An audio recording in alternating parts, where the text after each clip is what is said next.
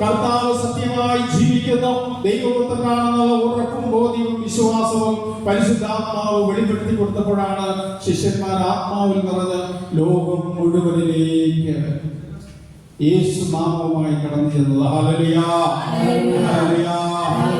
സഹോദരങ്ങളെ, അതുപോലെ ദൈവം നമ്മളെ വിളിച്ചത് ദൈവത്തിന്റെ വചനാത്മാവിലൂടെ നിറച്ച് നമ്മൾ ദൈവത്തിന്റെ ശുശ്രൂഷകരായിട്ട് മാറാനാണ്.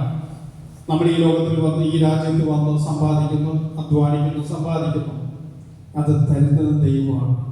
പക്ഷേ അതിലുപരി നമ്മൾ സമ്പാദിക്കേണ്ടത് ജീവന്റെ നാഥനായ ഈശോയുടെ കരം പിടിക്കുക. അതൊരിക്കലും നമ്മളെ തള്ളിക്കളയാത്ത കരമാണ്, രക്ഷയുടെ കരമാണ്, അനുഗ്രഹത്തിന്റെ കരമാണ്. ഈ ലോകത്തിൽ എന്ത് തന്നെ വന്നാലും പതറാൻ അനുവദിക്കാത്ത ശക്തനായ യേശുവാണ് നമ്മുടെ കർത്താവായ യേശു.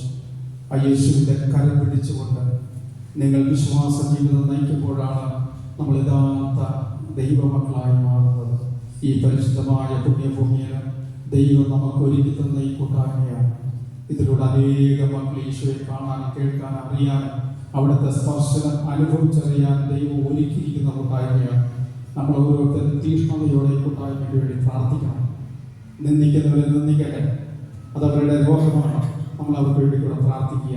പ്രിയ സഹോദരങ്ങളെ, വലിയ ഒരു യാചനയാണ് നമ്മുടെ ഈ പ്രാർത്ഥനാ ഗ്രൂപ്പിന്റെ ശുശ്രൂഷകൾ ലോകം മുഴുവൻ എത്തണം. പനികൾച്ചം പറഞ്ഞതാണ്, ലോക സുവിശേഷവൽക്കരണത്തിനായി ഇമ്മാനുവൽ പ്രാർത്ഥനാ ഗ്രൂപ്പിനെ ദൈവം തിരഞ്ഞെടുത്തതിന് ദൈവത്തിന് നന്ദി പറയാം. Hallelujah, hallelujah, hallelujah.